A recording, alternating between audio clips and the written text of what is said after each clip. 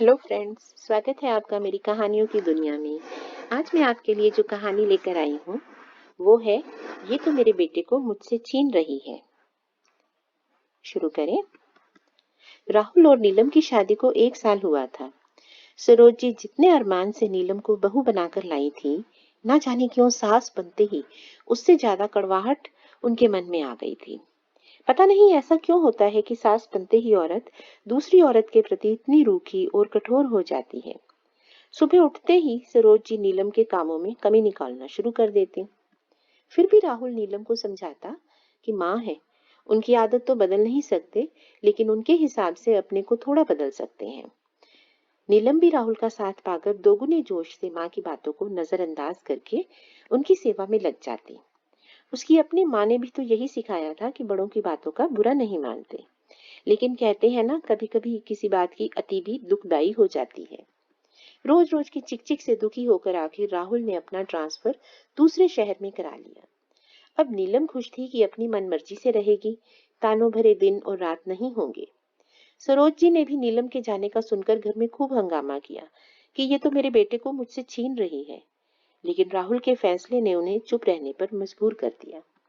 दूर जाकर कुछ दिन तो नीलम को घर को जमाने में निकल गए। अब जिंदगी पटरी पर आ रही थी। काम खत्म होने के बाद नीलम को खाली खाली लगता। कोई पास में बोलने वाला भी नहीं होता। राहुल भी तो ऑफिस में होता था।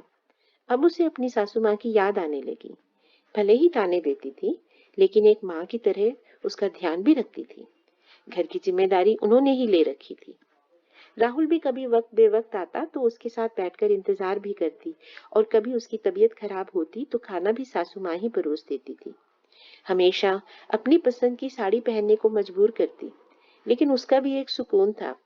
कहीं भी उसे यह नहीं सुनना पड़ता था कि क्या पहनकर आ गई है। शायद उन्होंने मुझसे ज्यादा दुनिया देखी थी, तो अपने अनुभव से ही मुझे सिखाने की कोशिश कर रही थी। हाँ, उनका तरीका गलत था, पर अब तो उनकी कमी बहुत खल रही थी। उधर सरोज जी भी बहुत परेशान थी। अब किसे कुछ कहें, चुपचाप अपना दोनों का खाना बनाया और खाकर सो जाओ। अब उनका सत्संग जाने का भी मन नहीं करता था। अब तो एक गिलास पानी भी पीना है तो खुद पियो, कोई साथ में बैठकर दो बातें करने वाला भी नहीं है। क्या इस तरह अकेले रहने के लिए बहू लाई थी? शायद जब सास बहू को एक दूसरे की आदत हो जाती है तो भले ही सामने से लड़ाई हो, लेकिन अंदर ही अंदर प्यार भी जन्म लेता है, जिसका एहसास साथ रहते हुए नहीं होता, दूर होकर होता है। एक दिन जब सरोज जी से अकेलापन बिल्कुल सहन नहीं हुआ, तो उन्होंने नीलम को फोन किया। अरे बहू, अकेले अकेले जीने के मजे ले लिए हो तो किसी दिन इस बुढ़िया की भी खबर ले लेती।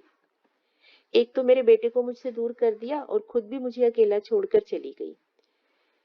क्या मैं कुछ कहकर अपने मन की बात भी ना निकालूं?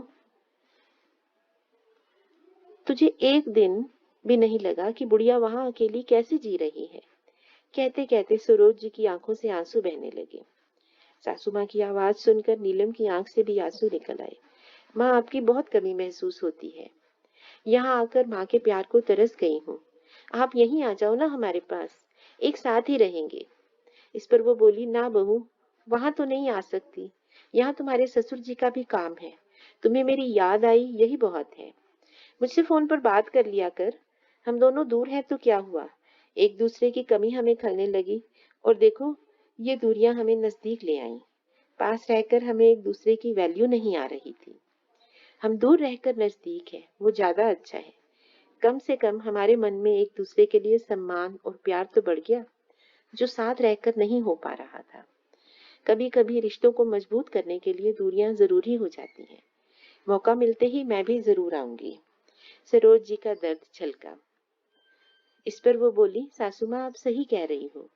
दूर रहकर हमारे गिले शिकवे मिट गए और हम नजदीक आ गए। इनफैक्ट रिश्तों को थोड़ी धूप दिखानी जरूरी होती है। मैं जल्दी ही आपसे मिलने आऊंगी। कमरे के बाहर खड़ा राहुल फोन पर बात सुन रहा था। उसे तसल्ली थी कि अपने ट्रांसफर का उसका और उसके पापा का फैसला काम कर गया, जो सास बहू को करीब ले आया। दोस्तों, कई बार ऐसा होता है। कभी भी ऐसा नहीं है कि सास और बहू दोनों ही खराब हो। कई बार वो दोनों अच्छी होती हैं, दोनों ही एक दूसरे का भला चाहती हैं, एक दूसरे से प्यार करती हैं। लेकिन एक दूसरे के ऊपर चौबीसों घंटे सवार रहना भी अच्छा नहीं होता है। और उससे घुटन होने लगती है, जो शायद यहाँ पर हुआ। जब सास अपनी बहू को बार बार कोई चीज के लिए टोकती है तो उसके मन में भी बुराई आना स्वाभाविक है।